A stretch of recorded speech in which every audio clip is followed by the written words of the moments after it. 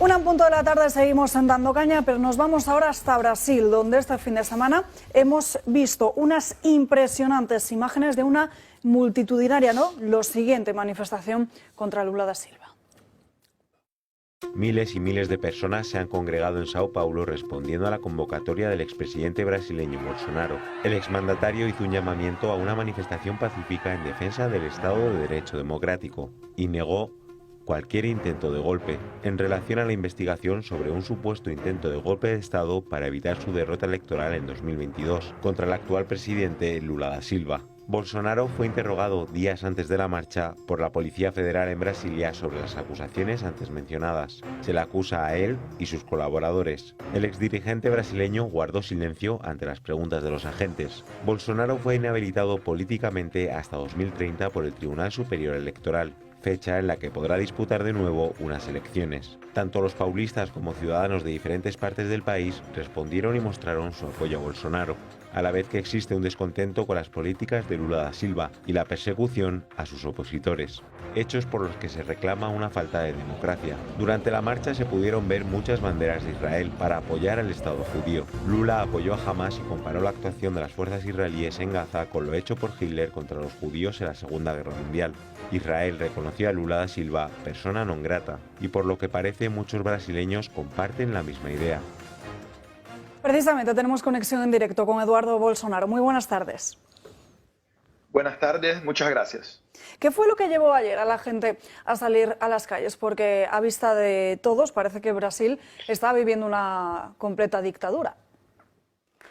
Seguramente, para que las personas tengan un poquito de noción de lo que está se pasando en Brasil, por ejemplo, hay un diputado, su nombre es Daniel Silveira, que está preso, está en el cárcel, condenado a 9 años en el cárcel porque él hizo un video hablando malas cosas de la Suprema Corte. Entonces imagina que Santiago Abascal, por ejemplo, un diputado de España, saca su celular, hace un video y por cuenta de eso se va 9 años en el cárcel. Esto por sí solo ya no es una democracia normal.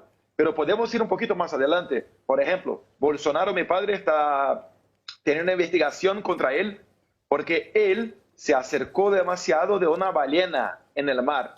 Sí, y esto es un crimen que se puede poner 2 a 5 años en el cárcel.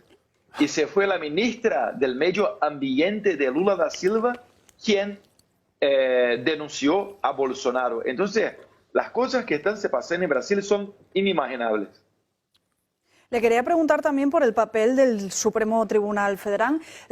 ¿Está persiguiendo o qué es lo que ha dictaminado Lula da Silva al respecto? Sí, lo que está pasando es que son dos poderes que están dando cuenta de intentar acabar con la oposición en Brasil. Ustedes hablaron muy bien cuando hablaron que Bolsonaro se fue para la Policía Federal en una de estas investigaciones y se quedó callado, no habló nada. ¿Sabes por qué? Porque sus abogados no tuvieron la oportunidad de saber, de conocer el proceso judicial.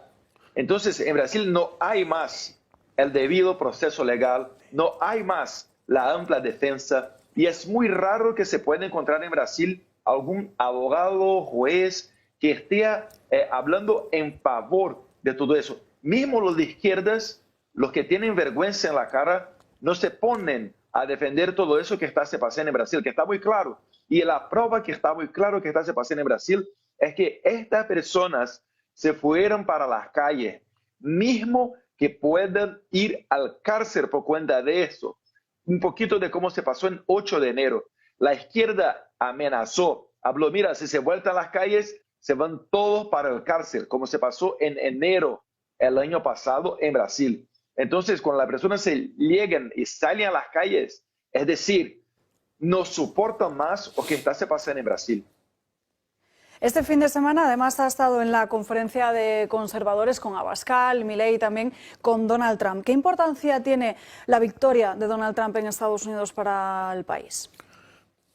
La victoria este año de Donald Trump se va a hacer una solidificación del cambio a derecha en toda la región. Porque con Milei, con Trump y también hablando que Paraguay, Uruguay y Ecuador no son gobiernos de izquierda, Entonces, queda hacer mucha presión y mucho apoyo para que toda la región se cambie más a derecha. Acuerdo también que en Colombia y Chile, los dos presidentes de izquierda, de extremísima izquierda, están con la aprobación muy baja. Entonces hay una expectativa muy grande para que en las próximas elecciones, no solamente Estados Unidos, sino que toda Latinoamérica tengan la oportunidad de cambiar más a derecha. Le pregunta a Julio Ariza. Eduardo, buenos días, buenas tardes casi, donde allí usted se encuentra. El caso Odebrecht fue probablemente el caso más importante de corrupción conocido en toda Hispanoamérica en los últimos años. Llegó a pegarse un tiro un expresidente de Perú, Alan García, fruto de ser imputado por ese asunto. Después han caído cantidad de líderes, han sido involucrados en comisiones ilegales, en el cobro de comisiones ilegales por ese caso. Lula da Silva estaba hasta las trancas en esa situación de imputado por el caso Odebrecht y sin embargo han conseguido que el asunto prácticamente esté cerrado. ¿Cómo es posible? ¿Qué está pasando con la justicia en todos esos países para que un caso de comisiones 100 millonarias en dólares haya sido cerrado? Lo que están haciendo ellos es que declararon al juez Sergio Moro como sospecho.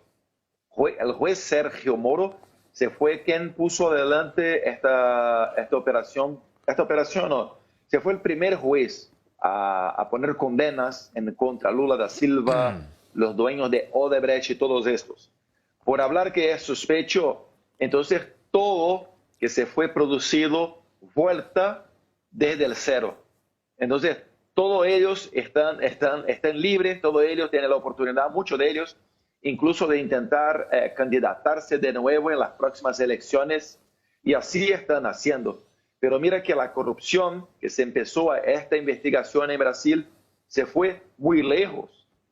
Hay hasta reflexos en Europa.